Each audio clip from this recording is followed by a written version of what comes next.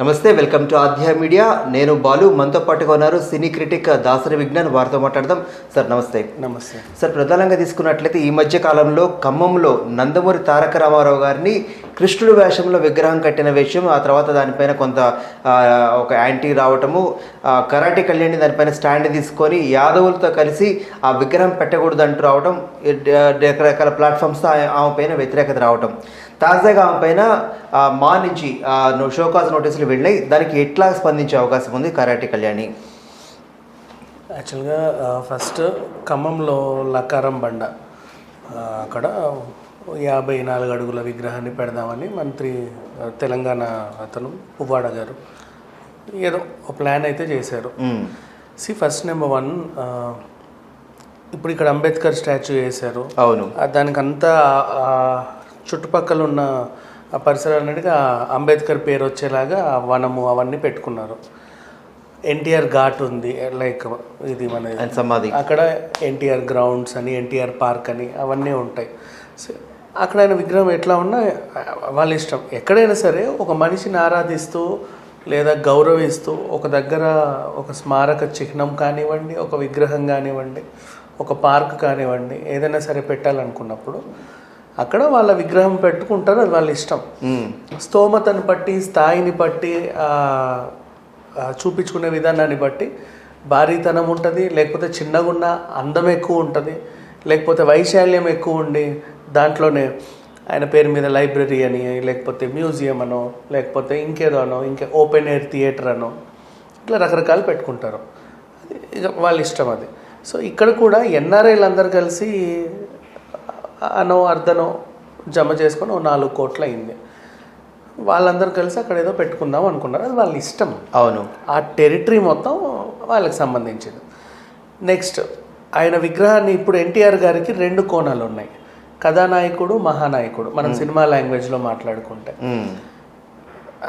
వాళ్ళు ఎన్టీఆర్ గారిని ఇప్పుడు రాజకీయంగా అభిమానించాలి అనుకునే వాళ్ళు, ఆయన రాజకీయ గెటప్లో ఎలా ఉంటాడో తెలుసా, ఎల్లో డ్రెస్, ఇట్లా ఇలాంటివన్నీ అన్నగారి విగ్రహం అని అలా పెట్టుకుంటారు. అవును, ఇక్కడ ఆయన సినిమా తారగా వీళ్ళు అభిమానిస్తున్నారు కాబట్టి సినిమాల్లో ఆయనకి ఎక్కువ నప్పినటువంటి పాత్ర అయితే మేజర్ చంద్రకాంత్ పాత్రలోనో, లేకపోతే కృష్ణుడి పాత్రలోనో, రాముడి పాత్రలోనో, పాత్ర అనేది ఇంపార్టెంట్. అవును, పాత్రలోనో లేకపోతే వాళ్ళ ఇష్టం, ఏ పాత్రలో అయినా, గుండమ్మ కథ పాత్రలోనో ఎలాగైనా వాళ్ళు చూసుకుంటారు. అయితే ఆ విగ్రహానికి ఇంత పెద్ద విగ్ ఇట్లా పెట్టి ఇక్కడ వరకు జుట్టు, కళ్ళజోడు, మీసాలు, ఇలా ఉండే షర్టు, ఆ బెల్ బాటమ్ ప్యాంట్ వేసి పెడితే అదొక అందం. నెక్స్ట్, కృష్ణుడి వేషంలో వేస్తే అదొక అందం. కృష్ణుడి వేషం ఇది ఇంపార్టెంట్. రాముడి వేషంలో వేస్తే అదొక గెటప్. ఇప్పుడు కృష్ణ గారి విగ్రహం పెట్టాలనుకుంటే ఆయన ఆరాధించే వాళ్ళు అల్లూరి సీతారామరాజు గెటప్లో పెట్టుకుంటారు. అంతే కదా, అంటే ఆయన అట్లా చూస్తారు వాళ్ళని. సో ఇలా ఒక్కొక్కరు ఒక్కోలాగా వాళ్ళని అభిమానిస్తూ ఉంటారు. అదే ఎస్వి రంగారావు గారి విగ్రహం పెట్టాలనుకుంటే ఆయన ఘటోత్కచుడు, ఇది దుర్యోధనుడు, ఈవెన్ కైకాల సత్యనారాయణ గారి విగ్రహం పెట్టాలి అంటే ఆయన మనకు గుర్తుండిపోయేలా యముడి పాత్రలో పెట్టడము. అవును, ఇట్లా ఒక్కొక్కరిని వాళ్ళు ఎలాగైతే మనం అభిమానిస్తామో, మనం చూసే దృక్పథం బట్టి ఎగ్జాక్ట్లీ అలా మనం ఆ విగ్రహాన్ని పెట్టుకుంటాం. ఇప్పుడు ఇక్కడ ఎన్టీఆర్ గారిని వాళ్ళు కృష్ణుడిగా ఉన్న పాత్రలో ఊహించుకొని అది ఆయనకు బాగా నప్పింది. ఇప్పటికీ మనకు తెలుసు కృష్ణుడి పాత్రలో ఆయన మెప్పించినట్టు ఇంకెవరు మెప్పించలేదు, సీరియస్లీ. అవును, మరి టీవీ సీరియల్స్లో చాలా కృష్ణులను చూసాము, శ్రీ భాగవతంలో కృష్ణుని చూసాము, రామోజీరావు గారు అబ్బాయి సుమన్ గారు కృష్ణుడు వేషం వేసినప్పుడు చూసాం, చాలామందిని చాలా రకాలుగా చూసాం. కానీ ఎంతమంది ఎన్ని రకాలుగా చేసినా చాలామందికి గుర్తొచ్చేది కృష్ణుడు అంటే ఎన్టీ రామారావు గారు. ఈ తరం వాళ్ళకి తెలుసలేదు, కానీ వెనకటి తరం వాళ్ళు థియేటర్లో రామారావు కృష్ణుడు పాత్రలోనూ రావణుడి పాత్రలో కనిపించగానే, ఎస్పెషల్లీ లవ్ కోసం లాంటి సినిమాల్లో హారతులు ఇచ్చేవాళ్ళు, ఆయన్ని రాముడు కానీ కృష్ణుడు కానీ ఊహించేసుకొని. సో ఆ రకంగా ఉండేది.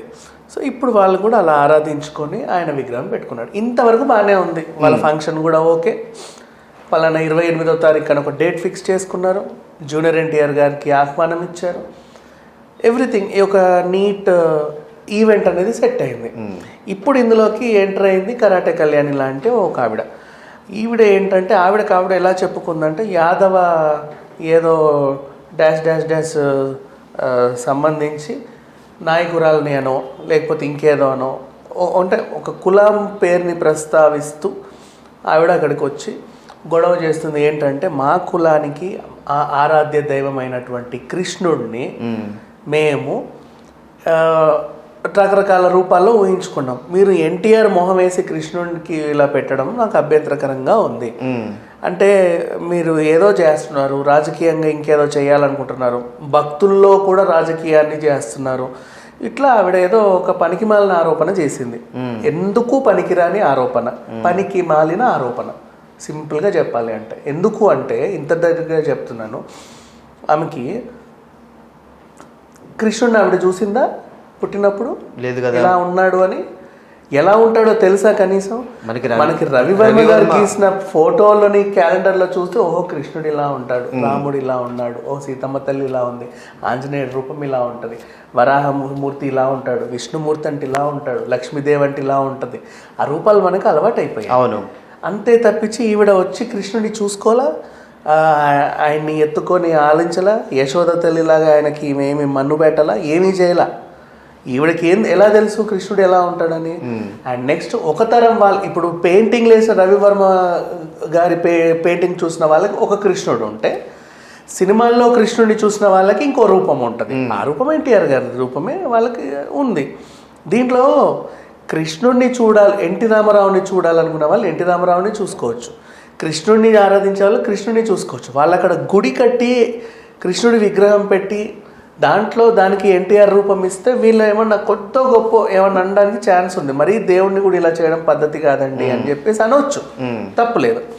ఈరోజు రేపు అభిమానులు హీరోయిన్లకి హీరోలకి గుడ్లు కడుతున్నారు, దేవుళ్ళకి గుళ్ళు కడుతున్నారు. ఇక్కడ ఆనవాయితీ సినిమా ఇండస్ట్రీలో సినిమా రిలీజ్ అవ్వగానే చిరంజీవి గారు లాంటి వాళ్ళు ఆ సినిమా రిలీజ్ అవ్వగానే స్టేట్ రోడియో, ఘరానా మొగుడు, అందులో ఉన్న పాత్రను ఒక ఫోటో తీసి దాన్ని కట్అవుట్ చేసి 100 అడుగులు వేసి దానికి పూలదండ వేసి మనకి పాలాభిషేకాలు చేయటం, ఆ చిరంజీవి గారు చేసుకోవడం కాదు కదా. ఇప్పుడు అదే శ్రీకృష్ణ విజయము లేకపోతే శ్రీకృష్ణ అర్జున్తో ఏదో ఒక సినిమా వచ్చింది.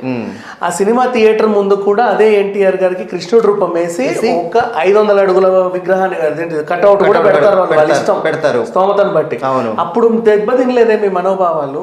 ఇక్కడికి వచ్చేసరికి ఏమైంది? ఎందుకో చెప్పాలంటే ద రీజన్, ఈమె ఈ మధ్య యాక్చువల్గా వైసీపీలో రోజా గారి లాగా, ఇంకేదో దాంట్లో ఇంకొకరి గారి లాగా, ఇంకోలాగా ఫైర్ బ్రాండ్ పేరు కావాలి, ఇండస్ట్రీ నుంచి వద్దామని బీజేపీలో చేరదామని బాగా ప్రయత్నాలు చేస్తుంది. అఫ్ కోర్స్ ఆమెకు అంత స్వతహా చేరిందో లేకపోతే వాళ్ళు ఏమైనా పిలిచారో తర్వాత సంగతి. ఓ గుర్తింపుని తెచ్చుకోవాలని చెప్పేసి మొన్న రామరామ కృష్ణ కృష్ణ సాంగ్, దేవిశ్రీ ప్రసాద్ సాంగ్ ఉంటే దాన్ని అడ్డుకోండి, ఈరోజు దీన్ని అడ్డుకుంది. సరే దేవిశ్రీ ప్రసాద్ సాంగ్ అంటే తప్పే, రామ రామ కృష్ణ కృష్ణ అని చెప్పేసి వాళ్ళు కొంచెం పిక్కిలు వేసుకొని పాడడం కూడా కొంచెం బాలే, అక్కడ మనోభావాలు దెబ్బతింటే తప్పులే. కానీ ఇప్పుడు ఇక్కడ మాత్రం ఒక పనికి మాలిన కాజ్ తీసుకుంది, అక్కడికి వెళ్ళి గొడవ చేస్తే నేను ఎక్కడ ఫేమస్ అవుతాను అనే ఒకే చిన్న ఇంటెన్షన్తోనే ఆమె ఈ పని చేస్తుంది. ఇట్లాంటి వాళ్ళని అసలు మనం పట్టించుకోవాల్సిన అవసరం అంతకంటే లేదు. నెంబర్ 1. నెంబర్ 2, ఇప్పుడు మంచు విష్ణు ఆమెకి షోకాజ్ నోటీలు పంపించారని మా అసోసియేషన్ నుంచి అని కూడా వార్తలు వస్తున్నాయి కదా, అది ఆవిడ కూడా ఒప్పుకుంది. మా నుంచి నాకు వచ్చాయి, మీరు చేసే పద్ధతి ఏం బాగాలేదని చెప్పేసి వాళ్ళు అన్నారు. అయినా సరే నేను ఆ ధోరణి మార్చుకోరు, నేను పోరాడుతాను అని చెప్పేసి అనుకుని పోరాడు, నేను ఎవరు పట్టించుకోడు. దానివల్ల నష్టం కానీ లాభం కానీ ఎవరికి ఉంటుంది? నష్టము లేదు, లాభము లేదు, ఏమీ లేదు. ఏదో మేము విగ్రహం పెడుతుంటే ఓ పనికి మాలిన పెంట జరిగిందండి, పోయిందని ఆమె ఇమేజే పోతుంది. ఇక్కడ ఎన్టీఆర్ గారికి పడిన దుమ్ము లేదు, జూనియర్ ఎన్టీఆర్ గారికి వచ్చిన నష్టము లేదు, అక్కడ ఈవెంట్ కూడా ఆగే ప్రసక్తి లేదు. అది జరిగింది. ఇట్లాంటి వాళ్ళని అసలు ఎవడూ పట్టించుకోడు, వాళ్ళే మేము ఏదో అవ్వాలని ప్రయత్నిస్తారు తప్ప అసలు సమాజంలో ఇట్లాంటి వాళ్ళని ఎవరూ పట్టించుకోరు. ఆ ఈవెంట్ దరిదాపులో కూడా వీళ్ళని రానివ్వరు. నెంబర్ 1, వీళ్ళ గొడవని కూడా అసలు ఇంచు కూడా పట్టించుకోవాల్సిన అవసరం కూడా లేదు. Thank you.